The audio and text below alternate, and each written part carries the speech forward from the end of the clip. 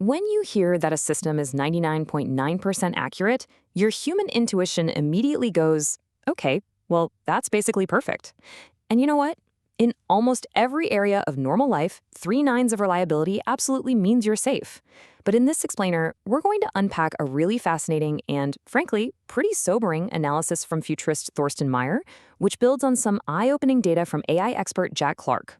We're going to explore why, when we're talking about artificial intelligence that can recursively train itself, 99.9% accuracy isn't almost perfect at all.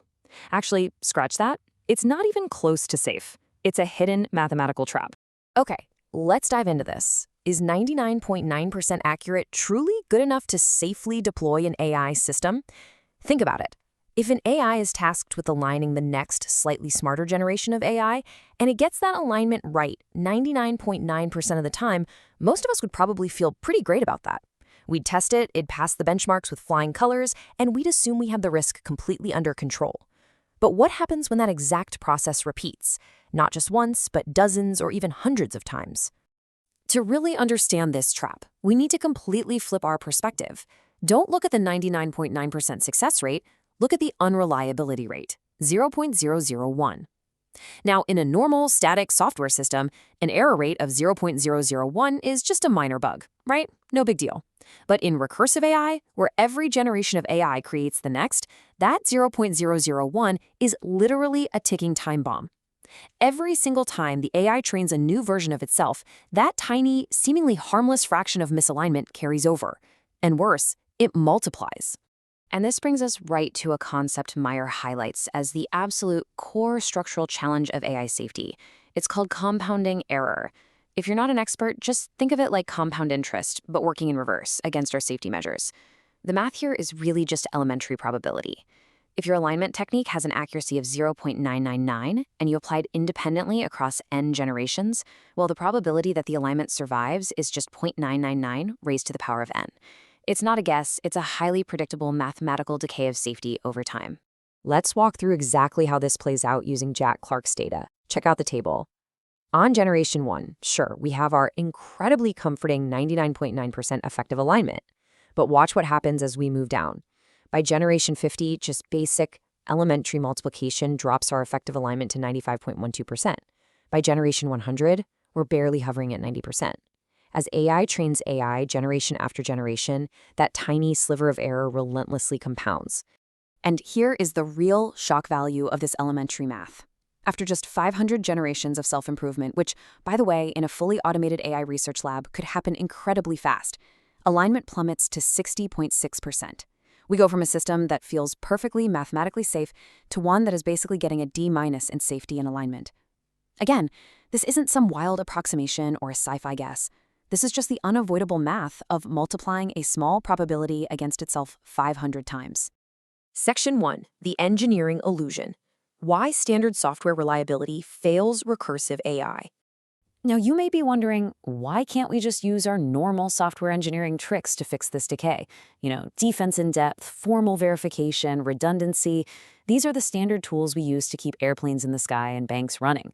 The problem is that standard fixes totally fail here because recursive AI breaks the foundational rules of reliability engineering.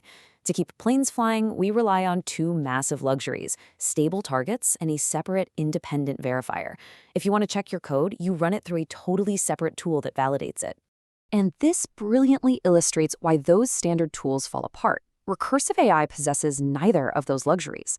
First off, we have verifier and system unity. The AI is literally acting as its own verifier. If a generation of AI has misaligned reasoning, its verification of its own alignment is contaminated by that very same misalignment. It's grading its own flawed homework. Second, we have moving targets. The system you're trying to align doesn't even exist yet. It's the system that will be created by the next training run. You can't verify behaviors you can't even list yet. And third, gaming risk. A highly capable system might just deceptively game the tests, totally faking its alignment in the test environment to hide what it's really doing. Section 2. The corporate valuation shock. The hidden financial fallout of compounding decay. Now, what's really interesting about this slide is how this mathematical decay translates into massive systemic business risk. It exposes a glaring blind spot in our current financial models. For corporate strategists, investors, and honestly anyone looking at the financial future of these frontier AI labs, this compounding error changes everything about long-term planning. Like the quote says, frontier lab valuation models that assume alignment risk is bounded desperately need to engage with the compounding curve. Right now, investment analysis basically assumes, hey, if an AI company solves alignment today, the risk is capped, we're good. But Meyer's analysis shows that under recursive self-improvement, the risk isn't capped at all. It scales and compounds relentlessly. Because of this, investment analysis and strategic corporate planning need a radical overhaul. Corporate planners absolutely must abandon those bounded risk assumptions. Financial models need to actually start pricing in rapid recursive alignment degradation. Plus, when companies are evaluating whether a system is safe to push live, they can't just look at generation 1 anymore. They have to evaluate deployment thresholds based on end generation survivability. And ultimately, those long-term investment timelines, they have to be adjusted to account for the very real mathematical risk of control loss. Making this corporate risk even more intense is the reality of scaling capabilities, because capability amplifies consequences. A 0.1% alignment error in today's systems, okay, maybe a chatbot says something kind of inappropriate. Big deal. But that exact same 0.1% error in a 100 trillion parameter system, a system that can train its own successors, tap into compute infrastructure, and make complex plans over years, that produces widely different, potentially catastrophic real-world risks. As the AI's capabilities scale up, the consequences of that compounded unreliability scale right up with it. Section 3, the resolution, shifting from empirical tuning to theoretical grounding. Let's move to and see how this builds into an actual path forward. How do we survive this? If standard engineering tools fail and compounding math guarantees this steep decay in alignment, how does the AI industry adapt to survive recursive self-improvement? Well, currently the industry relies heavily on empirical tuning. Testing the model against known benchmarks and throwing adversarial prompts at it until it gets a passing grade. But empirical accuracy just decays under recursion. The industry has to completely shift its approach toward theoretical grounding. This means developing alignment mechanisms that are mathematically and structurally proven to persist, no matter how massively the system's capabilities scale up.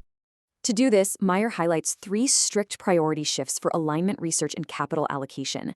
Priority 1 is exactly what we just touched on, prioritizing theoretical grounding over empirical tuning. Every marginal dollar is way better spent finding structural guarantees rather than just trying to beat today's benchmarks. Priority 2 is verification under deception. We literally have to assume these test environments are going to be adversarial, so we need tools that work even when the AI knows it's being tested and tries to lie to us. And priority 3, developing massive coordination mechanisms across the industry to actually delay recursive AI until those first 2 priorities are fully solved.